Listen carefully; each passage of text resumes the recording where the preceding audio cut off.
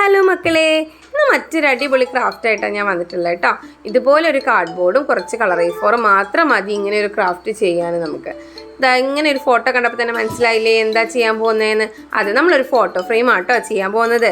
അപ്പോൾ ഇതുപോലെ ആ ഫോട്ടോൻ്റെ ഞാനിപ്പോൾ എടുത്ത ഫോട്ടോൻ്റെ സൈസിനനുസരിച്ച് ആ ഫോട്ടോ സെൻറ്ററിലാക്കി വെച്ച് ഞാൻ ആ ഭാഗം ഒന്ന് കട്ട് ചെയ്ത് ഒഴിവാക്കി കളയുന്നുണ്ട് കേട്ടോ. ഇങ്ങനെ കട്ട് ചെയ്ത് കഴിഞ്ഞാൽ നമുക്ക് ഇതാ ഒരു പേപ്പർ എടുത്തിട്ട് നല്ലതായിട്ട് ഇതൊന്ന് കവർ ചെയ്തെടുക്കാം കേട്ടോ. അപ്പോൾ ഞാനിവിടെ എടുത്തിട്ടുള്ളത് ബ്ലാക്ക് ഒരു A4 പേപ്പറാണ്. നിങ്ങൾക്ക് ഇഷ്ടമുള്ള കളർ യൂസ് ചെയ്യാം, പ്രിൻറ്റഡ് പേപ്പറൊക്കെ ഉപയോഗിക്കാം കേട്ടോ. അപ്പോൾ ഇതെങ്ങനെയാണ് കവർ ചെയ്യുന്നത് നോക്കിക്കോ. ഇതുപോലെ ഇതിൻ്റെ സെൻറ്റർ പോർഷൻ ഒന്ന് നമുക്ക് കട്ട് ചെയ്തെടുക്കണം കേട്ടോ.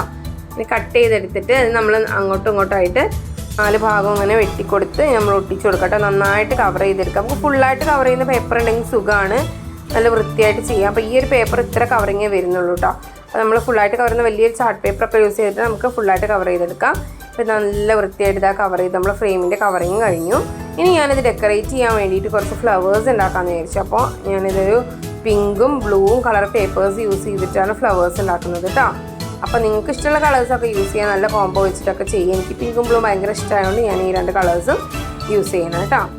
അപ്പോൾ ഇതാ ഇതുപോലെ ഫ്ലവർ ഉണ്ടാക്കുന്ന നമ്മളൊരു ഒരു പെറ്റലായി ഒരു ഇതൾ കട്ട് ചെയ്ത് ഒഴിവാക്കിയ ശേഷം ഒരു ഭംഗിക്ക് വേണ്ടിയിട്ട് ഞാൻ അതിലൊരു മിററും കൂടി ആഡ് ചെയ്ത് കൊടുക്കാം കേട്ടോ സെൻറ്റർ പോർഷനിൽ. അപ്പോൾ ഇതുപോലെ കുറേ ഫ്ലവേഴ്സ് ഞാൻ ഉണ്ടാക്കിയെടുത്തിട്ടുണ്ട്. അതുപോലെ തന്നെ കുറച്ച് ലീവ്സ് എന്ന് പറയുമ്പോൾ ഒന്നിച്ചുള്ള ലീവ്സാണ് ഉണ്ടാക്കിയെടുത്തുള്ളത്.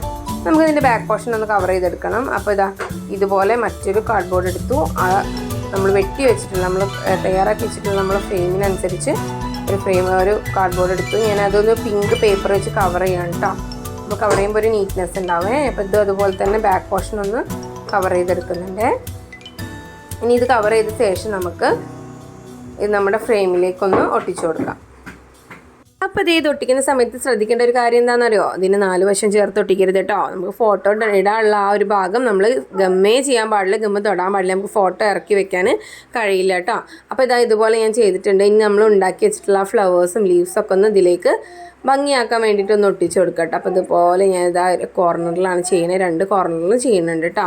നിങ്ങൾക്ക് ഇഷ്ടമുള്ള പോലെ ഡിസൈൻ ചെയ്യാൻ എനിക്ക് ഇങ്ങനെ ഒരു സിമ്പിളായിട്ട് ചെയ്യണം തോന്നിയതുകൊണ്ടാണ് ഇങ്ങനെ ചെയ്തത്. അപ്പോൾ അല്ലെങ്കിൽ നമുക്ക് മുത്തുകൾ വെക്കാം, അല്ലെങ്കിൽ തെർമോക്കോൾ ബോൾസ് വെക്കാം. അപ്പോൾ ഞാൻ വിചാരിച്ചു ഇങ്ങനെ വെക്കുകയാണെങ്കിൽ ഒന്നും കൂടി ഒരു ഭംഗി ഉണ്ടാവും എന്ന് വിചാരിച്ചിട്ട് അങ്ങനെ വെക്കുന്നത് കേട്ടോ. അപ്പോൾ അതുപോലെ കുട്ടി കുട്ടി ലീവ്സൊക്കെ ഉണ്ടാക്കി ഞാൻ ഒന്ന് ഭംഗിയാക്കി എടുത്തിട്ടുണ്ട്. നിങ്ങൾക്ക് ഇഷ്ടമുള്ള രീതിയിൽ നിങ്ങൾക്ക് വെക്കാം കേട്ടോ. ഇതൊക്കെ നമ്മളെ ഇഷ്ടങ്ങളാണ്. ഇതുപോലെ വെച്ച് കൊടുത്തിട്ടുണ്ട് ഞാൻ എല്ലാതും. അപ്പോൾ ഇതായത് നമ്മളെ ഫൈനൽ ലുക്ക് കിട്ടും. അപ്പോൾ ഇങ്ങനെ ആയാൽ പോരാ, നമ്മൾ ഫോട്ടോ ഒക്കെ വെച്ച് സെറ്റപ്പ് ആക്കിയിട്ടുണ്ട്. ഇനി നമുക്കിതിൻ്റെ ബാക്കിലൊന്ന് സ്റ്റാൻഡ് പോലെ ഫിക്സ് ചെയ്യണം. അപ്പോൾ ഞാനിത് അതുപോലെ ഒരു കാർഡ്ബോർഡ് പീസ് എടുത്തിട്ടുണ്ട്.